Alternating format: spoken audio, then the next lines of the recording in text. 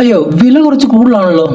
Business ചെയ്യുന്ന ഏതൊരാളും ജീവിതത്തിൽ കുറഞ്ഞതൊരു 1000 തവണയെങ്കിലും കേട്ടിട്ടുള്ള ഒരു വരിയായിരിക്കും ഇത്, അല്ലേ? ഈ ചോദ്യം കേൾക്കുമ്പോൾ തന്നെ പലരുടെയും നെഞ്ചിടിപ്പ് കൂടും.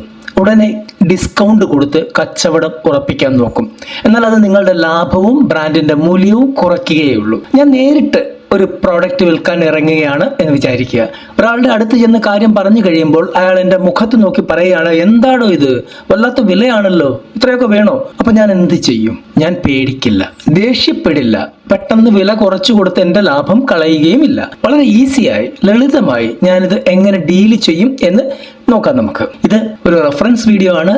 ഇങ്ങനെയുള്ള ഘട്ടങ്ങളിൽ നിങ്ങൾ എന്ത് ചെയ്യണം എന്ന് കാണിച്ചു തരുന്ന ഒരു വീഡിയോ ആണ്. കൃത്യമായിട്ട് മുഴുവനായിട്ട് സ്കിപ്പ് ചെയ്യാതെ കണ്ടു കഴിഞ്ഞാൽ നിങ്ങൾക്കും കാര്യങ്ങൾ മനസ്സിലാകും. ഇതൊരു ഉദാഹരണം മാത്രമാണ്. നിങ്ങളുടെ അവസ്ഥ അനുസരിച്ച് നിങ്ങൾ പ്രതികരിക്കുക. ആദ്യ പ്രതികരണം എന്തായിരിക്കണം? തർക്കിക്കരുത്, ഒപ്പം നിൽക്കുക. അയാൾ വില കൂടുതലാണ് എന്ന് പറയുമ്പോൾ ഞാൻ ആദ്യം ചെയ്യുന്നത് പുഞ്ചിരിച്ചുകൊണ്ട് അയാളുടെ വാക്കിനെ അംഗീകരിക്കുക എന്നുള്ളതാണ്. ഞാൻ അയാളോട് പറയും, സത്യമാണ് ചേട്ടാ, സത്യമാണ് ചേച്ചി. ആദ്യമായി ഇത് കാണുന്ന ആർക്കും ഒറ്റ നോട്ടത്തിൽ വില കുറച്ച് കൂടുതലായിട്ട് തോന്നും. നിങ്ങളുടെ സ്ഥാനത്ത് ഞാനാണെങ്കിലും ആദ്യമേ ഇത് തന്നെ ചോദിക്കൂ. കാരണം കഷ്ടപ്പെട്ട് ഉണ്ടാക്കുന്ന പണം വെറുതെ കളയാൻ ആർക്കും താല്പര്യമില്ലല്ലോ.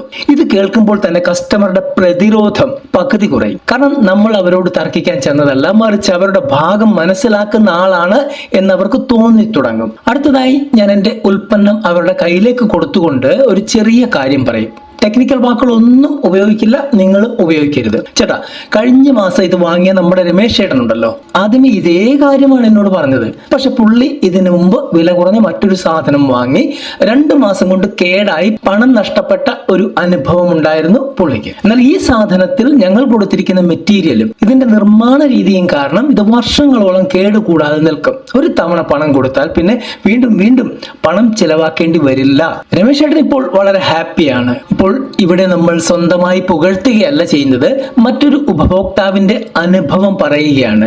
ഇത് കേൾക്കുമ്പോൾ വില കുറഞ്ഞത് വാങ്ങി പണം കളയുന്നതിനേക്കാൾ നല്ലത് ഇതാണ് എന്ന് കസ്റ്റമർ സ്വന്തമായിട്ട് ചിന്തിച്ചു തുടങ്ങും. ഒരു 70% കസ്റ്റമറും ഈ രീതിയിൽ തന്നെ ചിന്തിക്കൂ. ഇനി തീരുമാനം അവർക്ക് വിട്ടുകൊടുത്തേക്കുക. ഇത്രയും പറഞ്ഞിട്ട് അവർക്ക് ചെറിയ സംശയമെങ്കിലും ഉണ്ടെങ്കിൽ ഞാൻ ഒട്ടും നിർബന്ധിക്കില്ല, പകരം പൂർണ്ണ സ്വാതന്ത്ര്യം അവർക്ക് നൽകും.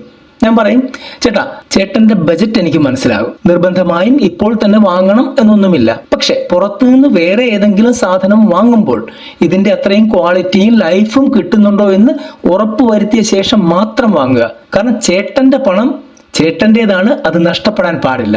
ഇവിടെ നമ്മൾ വിൽക്കാൻ തത്രപ്പെടുകയല്ല, പകരം അവരെ സഹായിക്കാൻ നിൽക്കുകയാണ് എന്ന തോന്നൽ അവർക്കുണ്ടാകുന്നു. തീരുമാനമെടുക്കാനുള്ള സ്വാതന്ത്ര്യം കൊടുക്കുമ്പോൾ ആളുകൾക്ക് നമ്മളിലുള്ള വിശ്വാസം കൂടും. പ്രായോഗികമായി നോക്കിയാൽ ഇത്തരത്തിൽ സംസാരിക്കുമ്പോൾ ഭൂരിഭാഗം ആളുകളും കാര്യങ്ങൾ മനസ്സിലാക്കി സഹകരിക്കാറുണ്ട്. ഇത് നമ്മൾ ഇവിടെ കള്ളങ്ങളൊന്നും പറയുന്നില്ല എന്നുള്ളതാണ് ഇതിന്റെ ഏറ്റവും വലിയ സവിശേഷത. കാരണം നമ്മളുടെ പ്രോഡക്റ്റിനെ അവർ അണ്ടർ എസ്റ്റിമേറ്റ് ചെയ്തു. അത് കൃത്യമായിട്ട് എന്താണ് എന്ന് നമ്മൾ അവർക്ക് പറഞ്ഞ് മനസ്സിലാക്കി കൊടുക്കുന്നത് മാത്രമേ ഉള്ളൂ. കച്ചവടത്തിൽ കസ്റ്റമറെ തർക്കിച്ചു തോൽപ്പിക്കാനല്ല, മറിച്ച് നമ്മളുടെ ഉൽപ്പന്നത്തിലുള്ള വിശ്വാസം കൊണ്ട് ജയിക്കാനാണ് നോക്കേണ്ടത്. വളരെ ലളിതമായ രീതിയിൽ നിങ്ങൾക്കും നിങ്ങളുടെ ബിസിനസ്സിൽ ഇത് പരീക്ഷിച്ചു നോക്കാവുന്നതാണ്. ഈ ആശയം നിങ്ങൾക്ക് പ്രയോജനകരമായി തോന്നിയാൽ നിങ്ങളുടെ ബിസിനസ് സുഹൃത്തുക്കൾക്കും ഇതൊന്ന് ഷെയർ ചെയ്തു കൊടുക്കൂ. ബാക്കി ചാനൽ സബ്സ്ക്രൈബ് ചെയ്യണം, ലൈക്ക് ചെയ്യണം, കമന്റ് ചെയ്യണം, ഇതൊന്നും ഞാൻ പറയേണ്ട കാര്യമില്ലല്ലോ. നന്ദി.